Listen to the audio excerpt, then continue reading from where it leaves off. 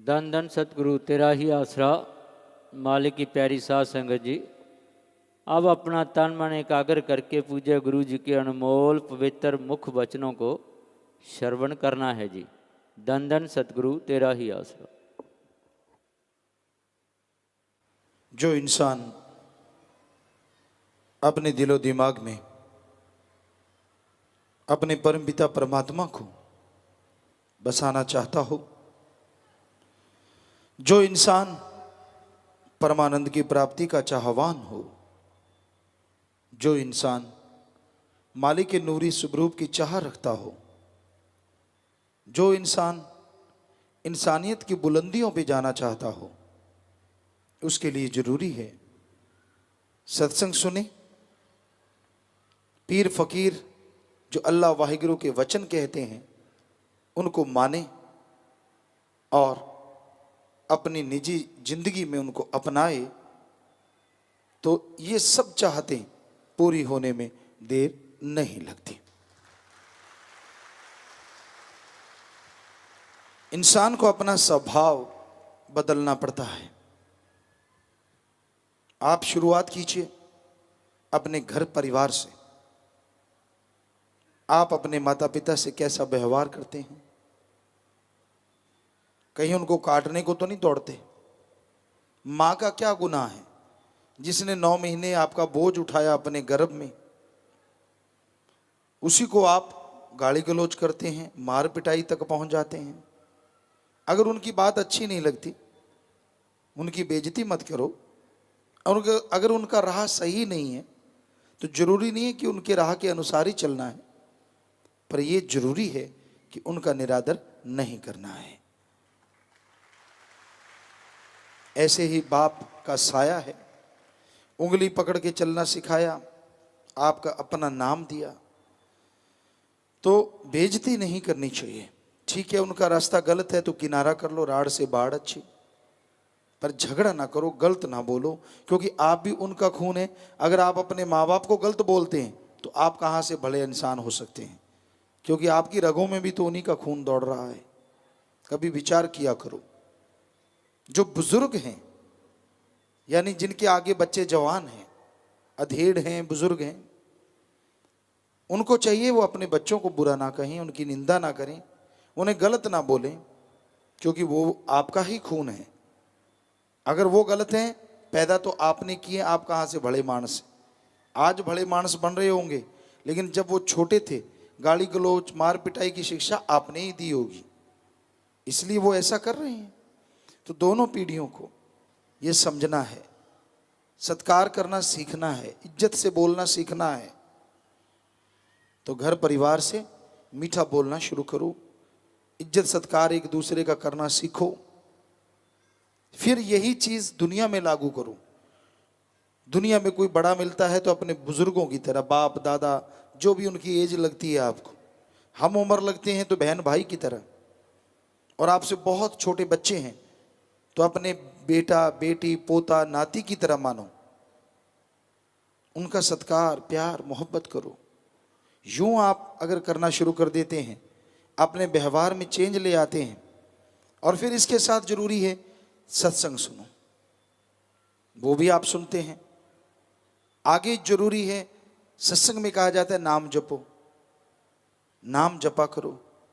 अब नाम भी जपते हैं तो और भी बात एक जरूरी है कि आप अपने कर्तव्य का पत्नी के लिए, पति के लिए, बेटे के लिए, बेटी के लिए, माँ बाप के लिए, बच्चों के लिए जो भी कर्तव्य बनता है उसका निर्वाह सही तरीके से करो। लेकिन महीने में 5 दिन, 7 दिन, हफ्ते में 1 दिन, 2 दिन, जो भी आप निकाल सकते हैं, पर हित के लिए समय जरूर निकालो। परमार्थ करो, तन से, मन से, धन से। ढोंग मत करो, ढकोसले मत करो। एडा पोला खसम नहीं ਜਿਹੜਾ मकर चलित्र ना जाने, ਇਹਦੇ घर विच ओहियो बस सकती ਜਿਹੜੀ सब चतुराइयां भुल जावे। वो भगवान अल्लाह वाहिगुरु हर पल, हर जगह, हर समय रहता है। बताओ आप उससे कैसे बचोगे? आपको एक बात सुनाया करते हैं कि एक पीर था, कोई भी उसके यहाँ जाता, बहुत पहले की बात, तो उसे गुरुमंत्र कलमा देता ही देता था, पर वो पहचान जरूर करता था अच्छा कौन कौन इसके लायक है, कौन इसके नहीं लायक। अब एक बार दो लोग पहुंच गए उसके पास, दोनों कहें जी हमने आपसे गुरुमंत्र लेना है, नाम दीक्षा लेनी है। पीर ने निगाह मारी, एक काबिल एक नाकाबिल।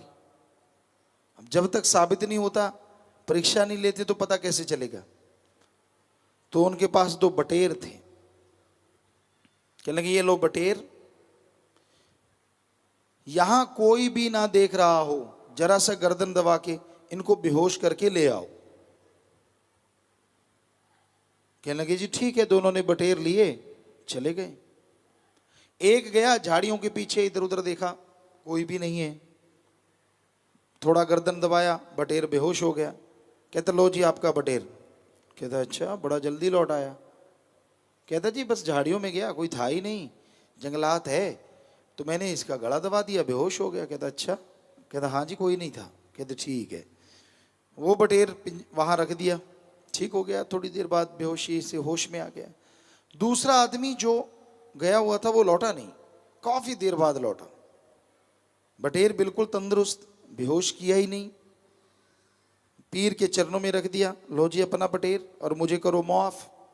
कहने लगे क्यों, बेहोश क्यों नहीं किया। कहने लगा जी मैंने दूर दूर तक निगाह मारी, कहीं कोई नहीं था।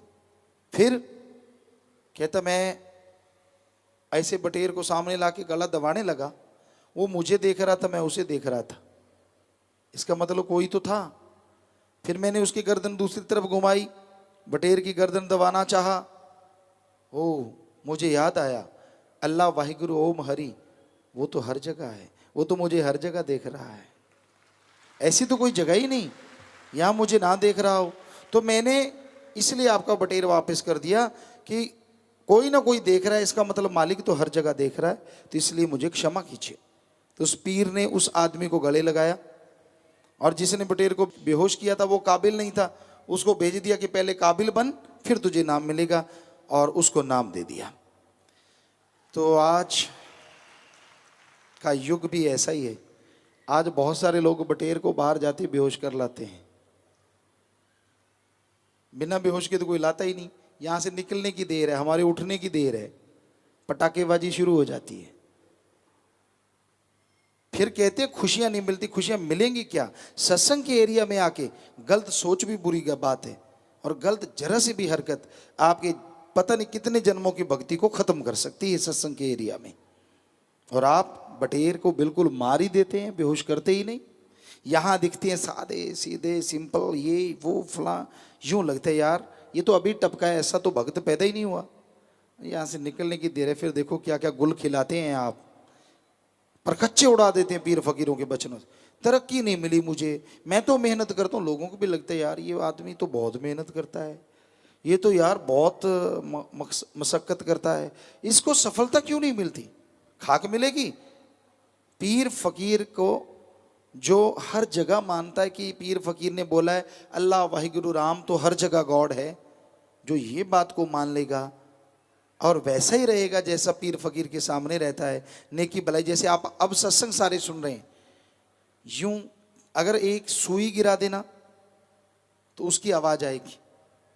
मजा तब है जब आप अपने लाइफ में जाते हैं, तब भी पीर फकीर के वचन यूं ही दिलो दिमाग में गूंजते रहें और आप कोई बुरा कर्म ना करें। हम गारंटी देते हैं सबको नूरी स्वरूप के दर्शन ऐसे हो जाएं, ऐसे चुटकियों में।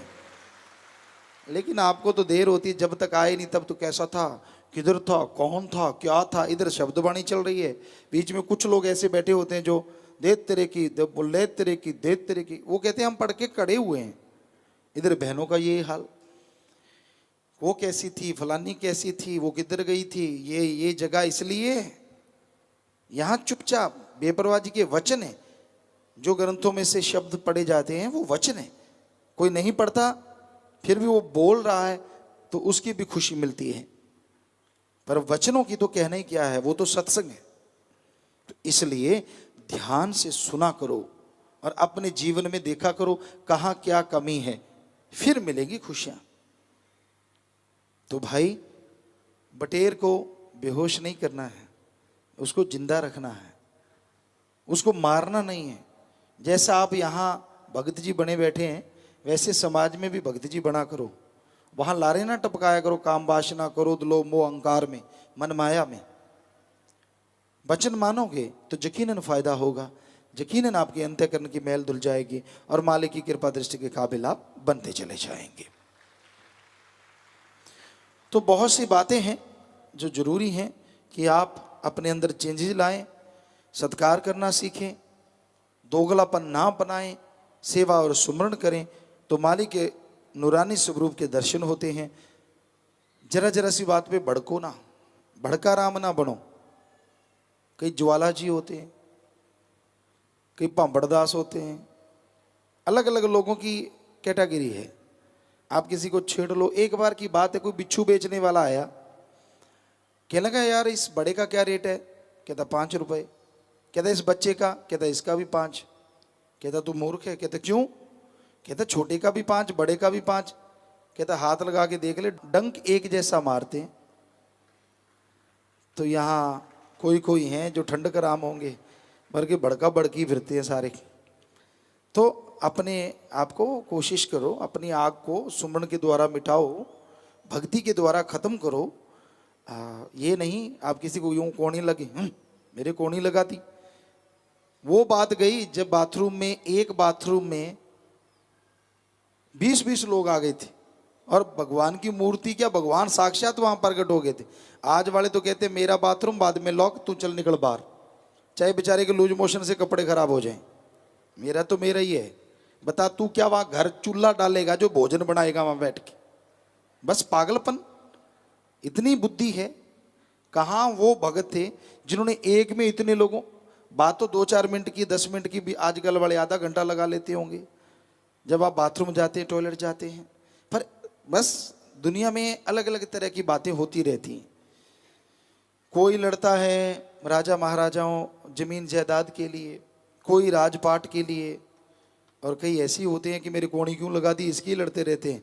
बाद में आंखें दिखाते कोणी लगाई थी, वो बेचारा सोचते यार कहाँ इस बला के पास बैठ गए, पंगा ही ले लिया। अब हिलते जुलते कोणी तो लगी जाती है बाई चांस। तो सहन करना सीखो, फिर हैं आप भगत, फिर हैं मालिक के प्यारे। अगर सहन शक्ति जवाब दे गई इसका मतलब आपके अंदर सहन शक्ति तो है ही नहीं, भक्ति तो आप करते ही नहीं, जबकि आत्मबल गिर चुका है आपका। सुमन करो, सेवा करो, ताकि फिर से आत्मबल आए और सहन शक्ति बढ़े और मालिक की तमाम खुशियां आपकी झोली में आ सकें।